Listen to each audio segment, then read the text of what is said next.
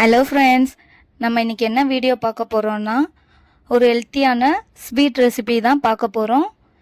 வெறியும் தேங்காவையும் வெல்லத்தையும் வச்சு எப்படி செய்யுதுன்ட்டு இந்த வீடியோவில் பார்க்கலாம். வாங்க வீடியோக்குள்ளே போகலாம். ஃபஸ்ட்டு அடுப்பை பற்ற வச்சுட்டு ஒரு கடாயை வச்சுட்டு ஒரு அரை ஸ்பூன் போல் நெய் விட்டுக்க வேண்டியது தான். இப்போ நமக்கு தேவையான நட்ஸை சேர்த்துக்கலாம். என்கிட்ட பாதாம், கருப்பு திராட்சை, சாதா திராட்சை இதுதான் இருந்துச்சு. அதனால் இந்த நட்ஸை நான் சேர்த்துக்கிறேன். உங்ககிட்ட என்ன நட்ஸ் இருக்கோ அதை நீங்கள் சேர்த்துக்கோங்க. பாதாமை கட் பண்ணி சேருங்க. நான் கட் பண்ணி போட மறந்துட்டேன். இப்போ நெய்யில் நல்லா வதக்கி எடுத்துப்போம். இப்போ பாருங்கள், நெய்யில் வறுபட்டுருச்சு. இப்போ அடுத்தது அதை எடுத்து ஓரம் வச்சாச்சு. இப்போ நம்ம தேங்காவை இதில் போட்டு வதக்க போகிறோம். நெய் சேர்க்க வேண்டிய அவசியம் இல்லை. எனக்கு ஆல்ரெடி போட்ட நெய்யே கொஞ்சம் இருந்துச்சு, அதுவே போதுமானது. ஒரு கிளாஸ் நான் தேங்காய் எடுத்திருக்கேன், ஒரு சின்ன கிளாஸில் எடுத்திருக்கேன். இப்போ அதை போட்டு நல்லா நம்ம கலர் மாறி வர அளவுக்கு வறுத்தா போதும். ரொம்ப வறுக்க வேண்டிய அவசியம் இல்லை. இந்த அளவுக்கு வந்துருச்சு. எடுத்து ஓரம் வச்சுக்க வேண்டியது தான். இப்போ அடுப்பை பற்ற வச்சுட்டு ஒரு பாத்திரத்தை வச்சாச்சு. இப்போ நம்ம எந்த கிளாஸில் தேங்காய் எடுத்தோமோ அதே கிளாஸில் அரை கிளாஸ் போல் வெல்லத்தை எடுத்திருக்கோம். அந்த கிளாஸில் ஒரு 1/4 கிளாஸ் போல் தண்ணி விட்டுப்போம். அதிகமாக தண்ணி வேணாம். அரை கிளாஸ் வெல்லத்துக்கு 1/4 கிளாஸ் தண்ணி போதும். இப்போ பாருங்கள், இந்த அளவு தண்ணியே போதுமானது.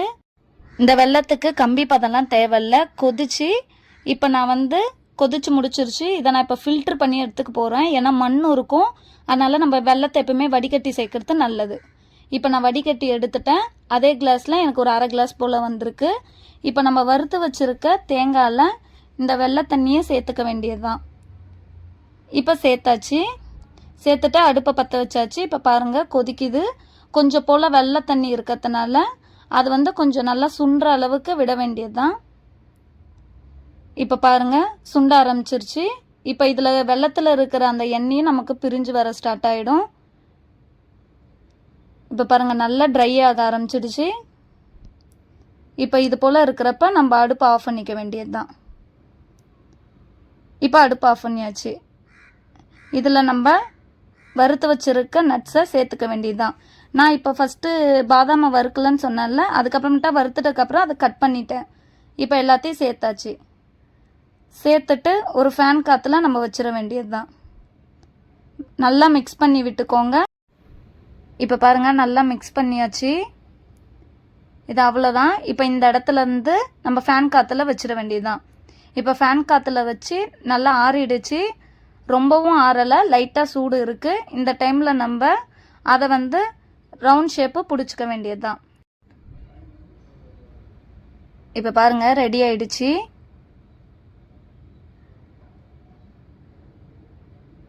நட்ஸ் எல்லாமே சேர்ந்து வந்துச்சு பாருங்கள். இது கூட நம்ம பம்கின் சீட்ஸ் இருந்தால் கூட சேர்த்துக்கலாம்.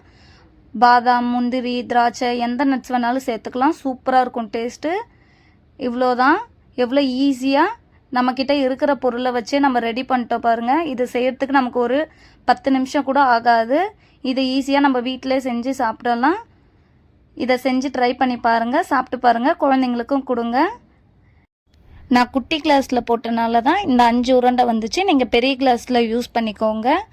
உங்களுக்கு இந்த சிம்பிளான ரெசிபி பிடிச்சிருந்தா லைக் பண்ணுங்கள், ஷேர் பண்ணுங்கள், சப்ஸ்கிரைப் பண்ணுங்கள்.